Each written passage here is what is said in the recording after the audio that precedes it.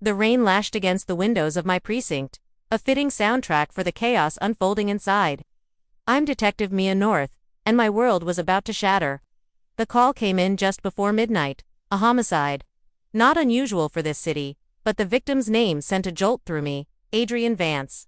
My former partner, my mentor, the man I owed my entire career to. When I arrived at the scene, the air was thick with the smell of rain and blood.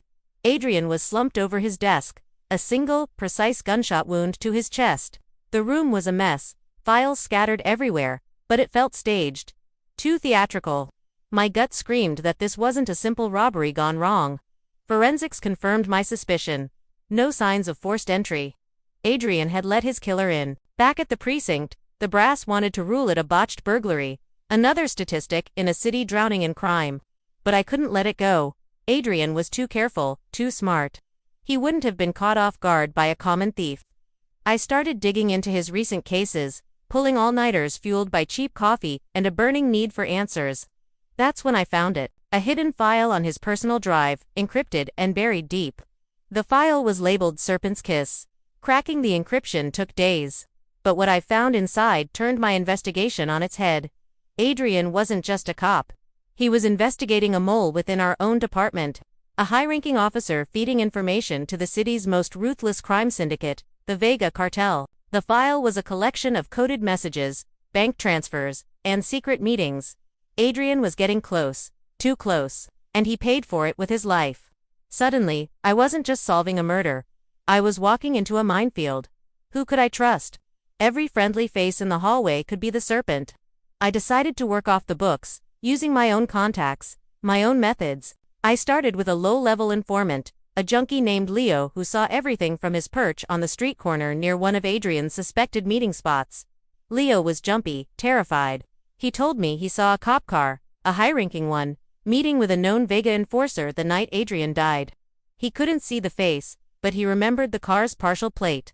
It was a long shot, but it was all I had. I ran the partial plate through the department's motor pool records, my heart pounding with every keystroke. The search returned a single match, a vehicle assigned to Deputy Chief Reynolds. Reynolds, the man who was pushing me to close the case. The man who patted me on the back and told me Adrian would be proud of me. The thought was sickening. I needed more than a partial plate. I needed irrefutable proof. I remembered Adrian mentioning a safe place, a storage unit under a false name. It was a desperate hope, but I found the rental agreement tucked away in an old case file of his. The storage unit was dusty and filled with what looked like junk, old furniture and boxes. But I knew Adrian. Everything had a purpose. Taped to the bottom of a heavy oak drawer was a small, waterproof case. Inside was a burner phone and a ledger. The ledger was Adrian's smoking gun. It detailed every transaction, every piece of intel Reynolds had sold to the Vega Cartel.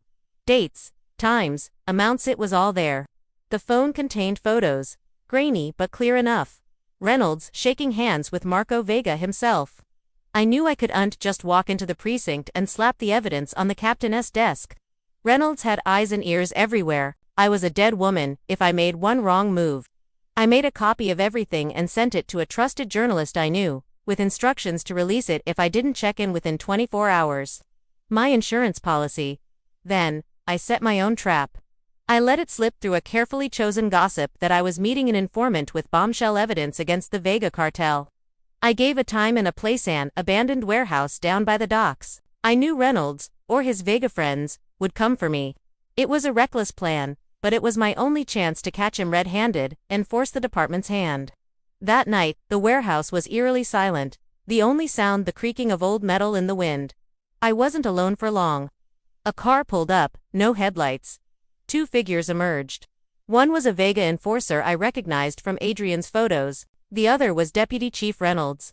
My blood ran cold, but my hand was steady on my service weapon. "Looking for something, Chief?" I called out from the shadows of a container. Reynolds froze. He hadn't expected me to be waiting. "Mia," he said, his voice trying to sound calm, authoritative. "What are you doing? This is an active operation. Stand down. The only operation here is yours." "Reynolds," I shot back. "And it's over." Adrian knew. He knew you were the serpent. His mask of authority crumbled. Adrian was a fool. He got too sentimental.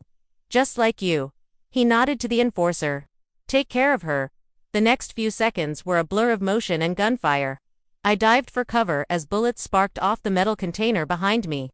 I was a detective, not a SWAT officer, but Adrian had taught me how to handle myself. I returned fire, aiming not to kill but to disable. One shot hit the enforcer in the leg, sending him to the ground. Reynolds, the coward, made a run for his car. But he wasn't going anywhere. Sirens wailed in the distance. My backup. Before I set my trap, I had called in an anonymous tip about a drug deal going down at this exact location. Reported by a certain deputy chief. When the squad cars screeched onto the scene, they found Reynolds, weapon drawn, standing over a wounded Vega enforcer, with me holding the evidence. It was checkmate. The fallout was massive. The Serpent's Kiss scandal rocked the department to its core.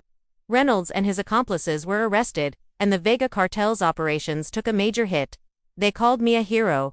They gave me a medal, but none of it brought Adrian back. I stood by his grave a week later, the medal heavy in my pocket. The rain had stopped, and the sun was finally breaking through the clouds. The city was a little safer, a little cleaner, because of him. I had avenged his death, but more importantly, I had honored his life by finishing what he started.